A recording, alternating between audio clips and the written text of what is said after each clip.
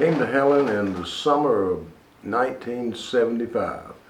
I had been in and out of Helen because I had a place at Lake Burton, and I'd come through occasionally, before that.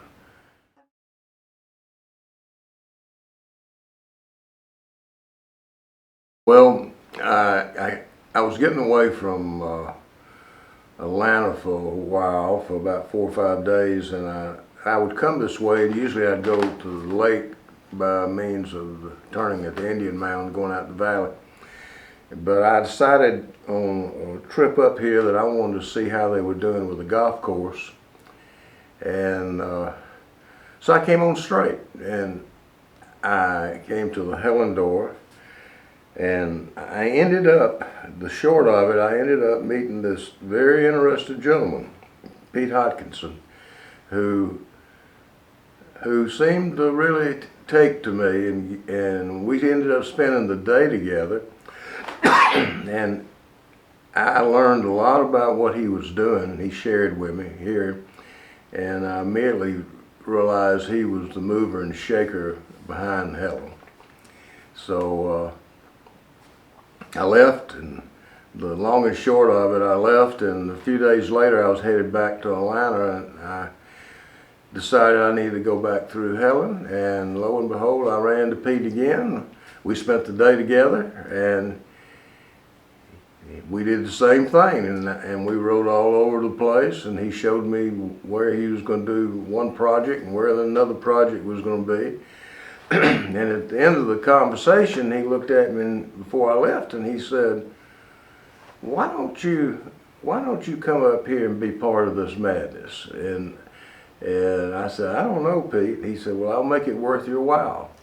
He said, so here's my number. Give me a call if you decide you'd like to talk to me further. And so that was Sunday, and then on Tuesday morning I got up, and first thing I did was pick up the phone and call Pete. And I got him, and I said, I'd like to talk to you about coming up and being a part of your madness. And he said, I'll call you right back. He called me back, and he said, can you be here at 1 o'clock? And he said, bring your golf clubs. And that was the beginning of it. And that day we struck a deal, and he did some things for me, and I did some things for him, and it all worked out.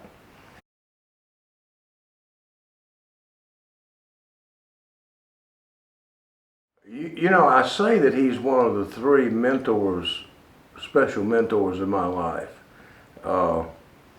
beside my dad and granddad. We became really good friends, and he would turn to me if he needed something. Like he was building a theater. He turned to me to oversee that construction because of my background. I had a construction company in Atlanta before I came up here, and so we were very close. We played together and we worked together. And like I said, I ran his golf course, or the Alpine Valley Investment Golf Course, and I renamed it under my company name, which was Bavarian Golf and Racket Club.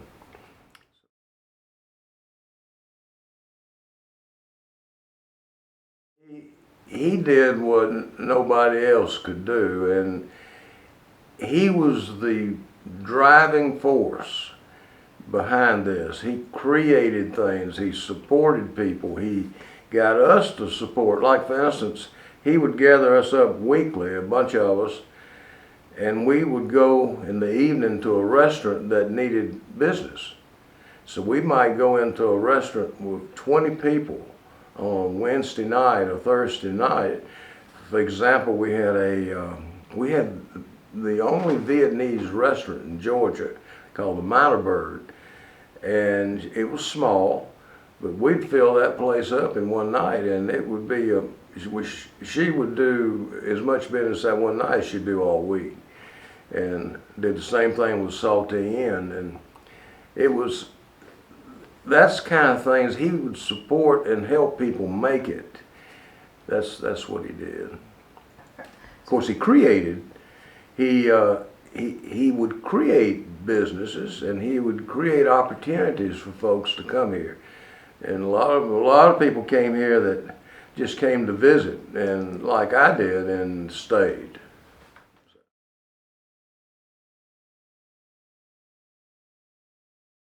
Oh, I think he'd be proud of it. Unfortunately, and this is not a negative, this is just life, a lot of things didn't go like he had planned. But in reality, he's the only one that could have taken them his direction.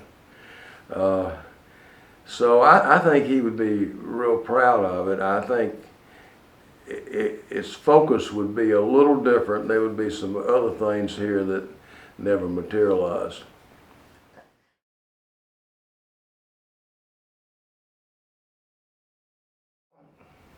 That was middle of May. In fact, I think it was the 18th of May, and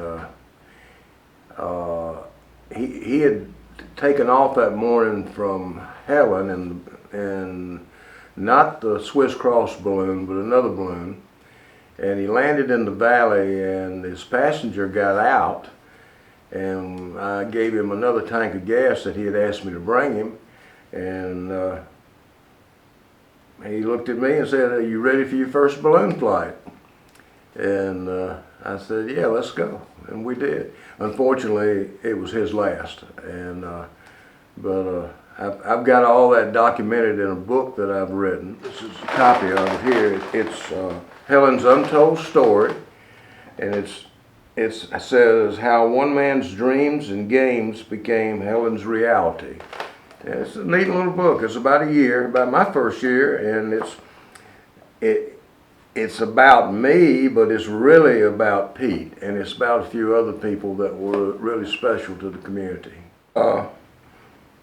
My book was written for a lot of reasons. It was written out of frustration for people not understanding why they can do what they can do in Helen, whether they're tourists or whether they're shop owners. It just didn't happen. It was difficult, but it's a wonderful story, and it was made possible by Pete Hodkinson. And what he died early, but he left some of us with the tools to go forward. And we've tried to, over the years, spread that among others. And it really has always bothered me when I hear people criticize Helen, because there's really nothing to criticize. We serve a wonderful spot in Georgia and national tourism.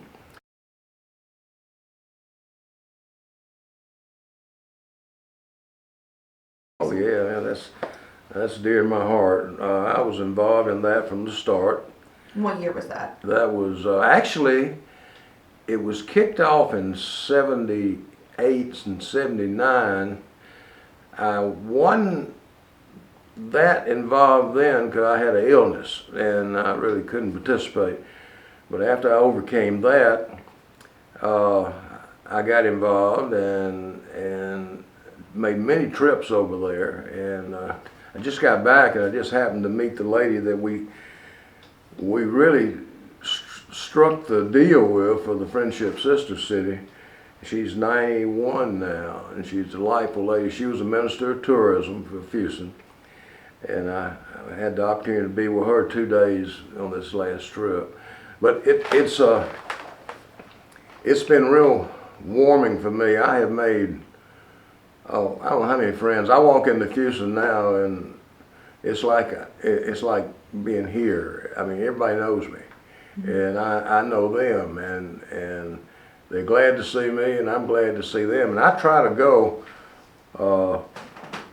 I used to try to go at least once a year. It's getting a little hard to do that. I've been 3 times this last year, but I go. But in my goal when I go, I usually will write the names of all these people I want to see down. I want to be sure and see them because they are special. They're dear to my life, and I hope I am to theirs. So it's been wonderful.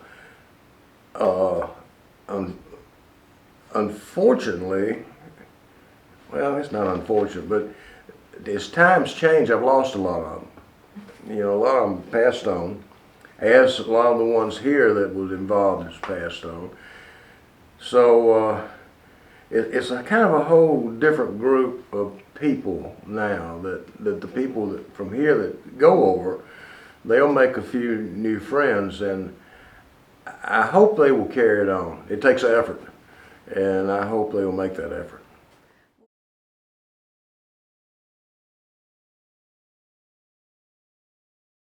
We went through a year in '78 that Roy Sims was mayor, and Roy had spent time in Germany in the military, and I had spent time as a military dependent in the '50s over there, and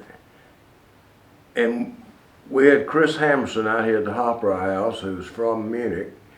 So it just seemed like the thing to do. It seemed like with our setting, our Alpine theme, that we ought to have a relationship in Bavaria, especially with it, and we did. It wasn't easy to get. We were turned down by 2 or 3 villages over there, and it was surprising that Fusen worked out, because it's a town about the size of Gainesville. So it's a lot. That's not comparable, but it is tourism.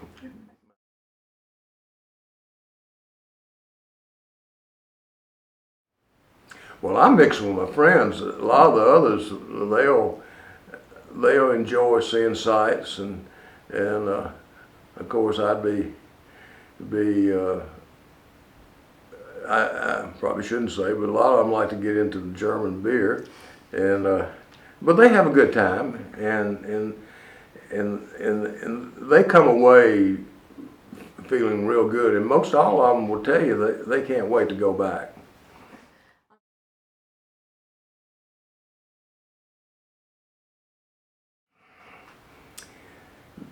They brought us one, which is in the square out here, walking area, and we were going to bring them one, and there was some miscommunication. So actually, we finally got it, and I flew on over, and I was there, and when it came in, David Jones bought a plane ticket and physically brought that thing with him.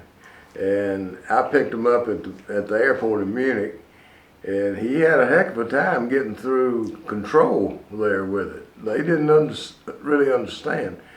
But we took it over, and then, interesting enough, I've got some pictures at home somewhere out of their paper where we presented it in a formal ceremony to the city of Fusen, and to the mayor and the second mayor. They're called burgomeisters, and it was all written up in the paper, and we were dressed up in lederhosen and German attire that some of my German friends dressed us in we didn't have it with us for the ceremony. So, and it's on the wall. It's sitting right next to the one they have in the city hall.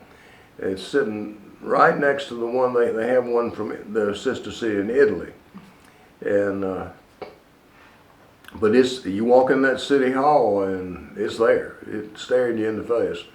So they're proud of it too. I think that came on one of their first visits, which would have been '85. If it wasn't '85, it was the second visit they came was in '87. So I'm not real sure.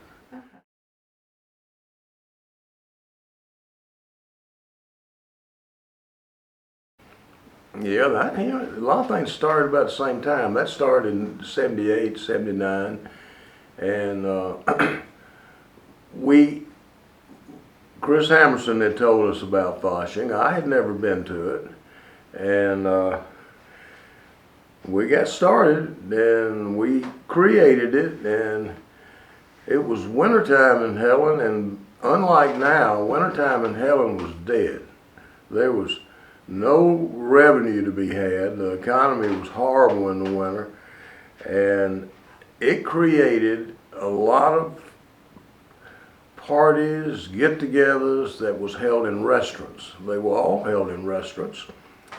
And there would be as many as 2 or 3 going on at the same night, and we went for about 5 weekends. And we might have anywhere as many as 6 different foshing parties going on. And we were pretty glad when it was over, because everybody was most everybody was broke and tired. So that's kind of the way it worked.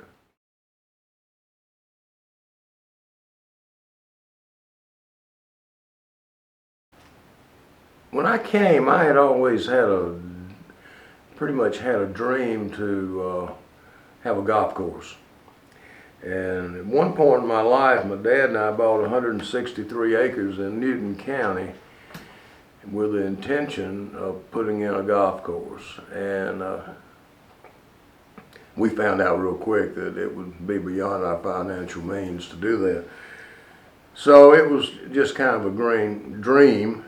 But this made my dream, my meeting with Pete and what he had for me to do, kind of made it come true. And then when I opened up, put my first 2 tennis courts in, and the people I began to start meeting, that kind of is my most memorable and important thoughts.